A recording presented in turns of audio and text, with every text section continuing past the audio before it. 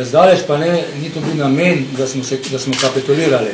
Nismo, kajti še danes vedno želimo, da firma funkcionira, smo pogovori, smo v stiki z ministrskimi strukturami, vendar odgovor, ki sem ga včeraj dobil od 15:30, ga imate pred seboj, odgovor državnega sekretarja Miloša Pavlica, ki pač navaja zadeve od tistega protestnega shoda, ki smo ga imeli v Ljubljani, pa kaj je država počela, kaj nam je obljubil predsednik vlade Borut Pahor, kaj sta počela ministra tako Vlašič za prometne zveze in ministra za gospodarstvo Lahovnik.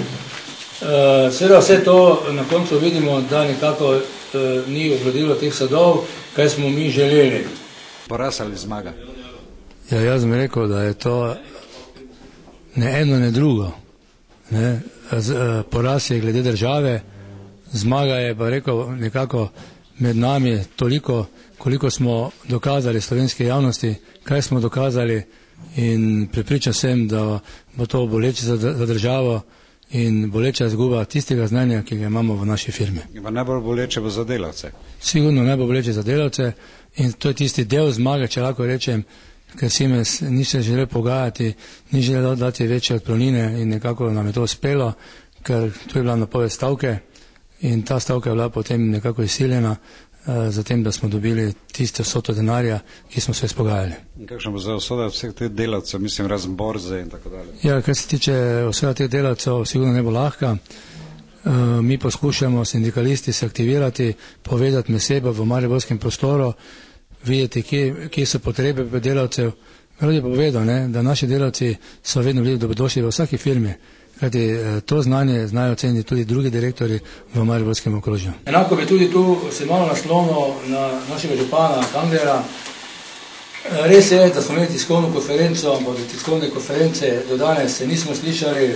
Velikokrat sem klical njihov kabinet, da bi želel z njih govoriti, da se znajeti za zadevami, vendar do danes ni odgovora, zakaj ne vemo. Imamo občutek, da pač lokalna skupnost v tem primeru zelo malo naredi tudi za našo firmo in za Maribor. Tudi veste, da tudi tekstilna tovarna gre v likvidacijo, kaj se dogaja v Mariboru, ponovno vse narobe in ne razumemo, da se ukvarjamo bolj z univerzijado, pa ne vem se čem, v resnici pa gospodarstvo tone in tone v Mariboru ponovno v čim večjo globe in v slabost, kajti je tu velika peščica nezaposlenih. Je zgodba Siemensa končana?